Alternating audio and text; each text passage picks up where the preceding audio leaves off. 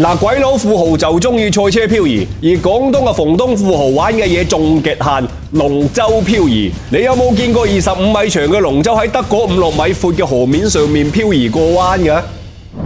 預備，走！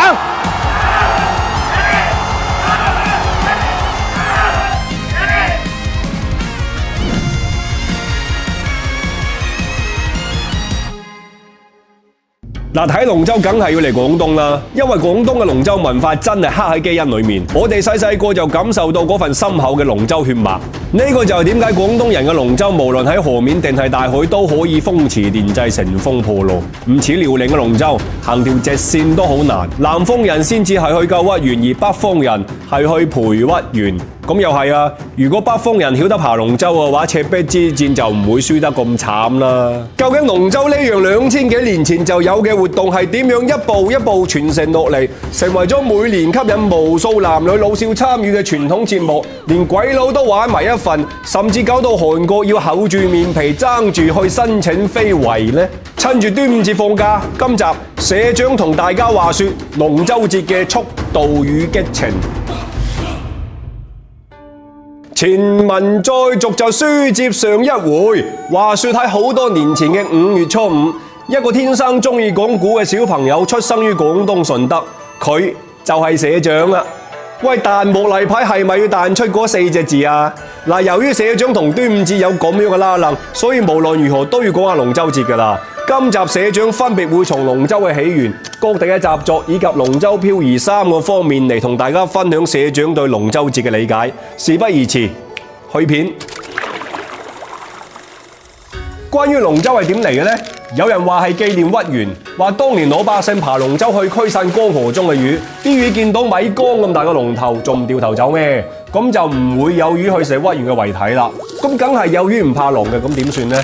用啲荷葉包住啲米飯抌落河度，剩低啲魚見到有飯開咯，就唔會冒險去食人肉啦。而嗰啲用荷葉包住嘅米飯，後嚟就變成咗粽啦。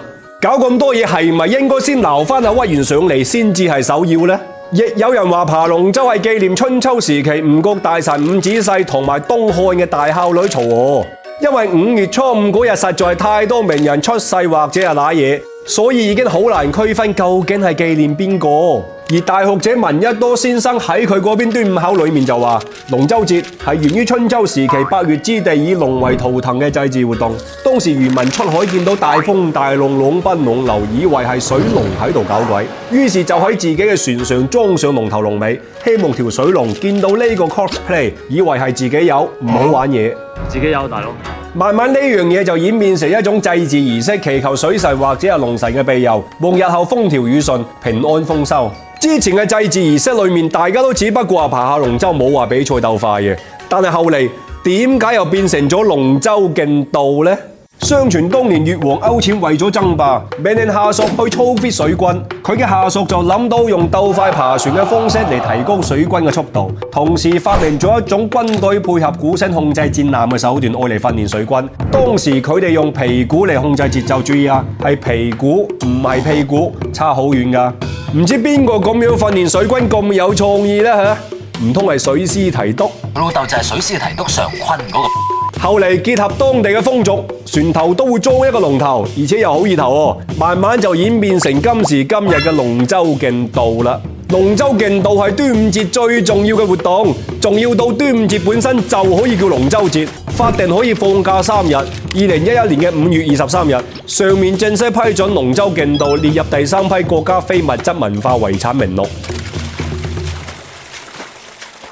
咁大條龍舟唔玩嘅時候擺邊度啊？唔講你唔知，平時龍舟係直接沉喺河底。龍舟一般都係由珍貴木材製成，呢啲高級嘢長期暴露喺空氣中，容易受到風吹日曬雨淋，甚至係蟲蛀等損害，導致木質變形、乾裂，甚至係腐爛，縮短龍舟嘅有生之年。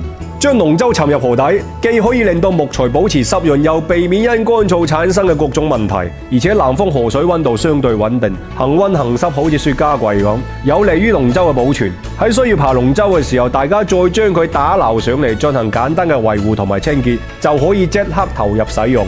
當然好多村莊唔會咁簡單，佢哋會進行所謂嘅起龍儀式。斬個雞頭，切個燒豬，祭祖拜神之後，先至會鄭重其事咁挖出埋喺河底成年嘅龍舟。成個過程彷彿好似喚醒神龍咁，就差集齊7粒龍珠。隨住神龍嘅封印被解除，成個廣東正式進入龍舟月。喺呢段時間，到處可以見到龍舟嘅周邊產品、美食、展覽以及龍舟隊整齊劃一、力量十足、水花四濺嘅訓練。廣東河流星羅棋布，僅僅喺佛山東莞所在嘅大灣區，就匯集咗西江、北江、東江等大大小小河流614條，河道總長度大約係2.6萬公里，河網密度係全國平均水平嘅5倍。條水路咁正，村同村之間點樣證明我條村威過你條村啊？練翻轉龍舟咪知咯。社長都曾經體驗過，的確係力量同埋技巧嘅高度結合。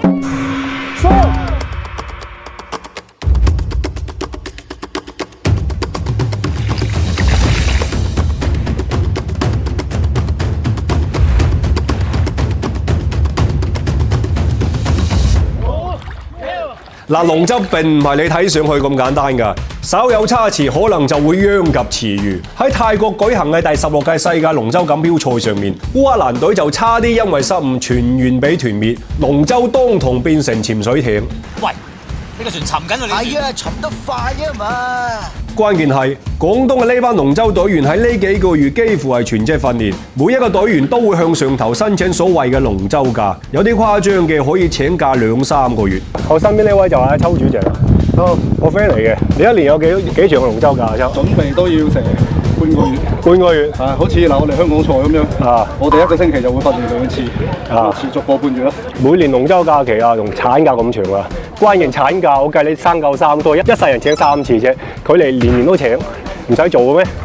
順德人話齋坐得上龍舟嘅都有翻幾棟樓收緊，有翻幾棟樓。上班只不過係興趣，收租同埋龍舟先至係佢哋嘅正職。你唔好睇少呢啲村級水上格蘭披治啊，影響力唔低於村超，關鍵係好睇過國足啊嘛。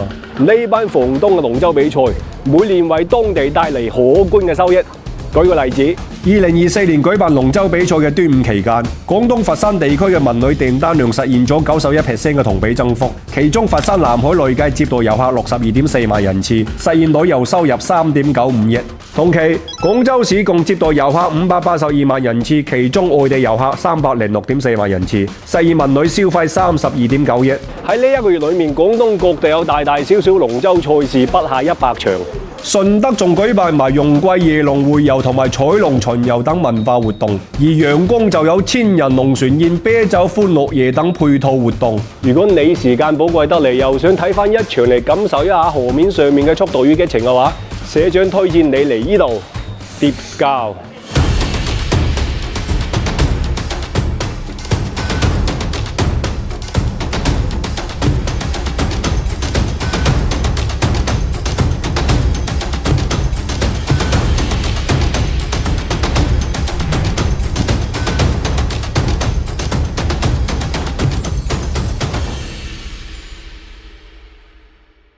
今日社長嚟到其中一個賽區聖淘 L 灣，呢個口蛇局啊，都唔知撞爛咗幾多個龍頭㗎啦！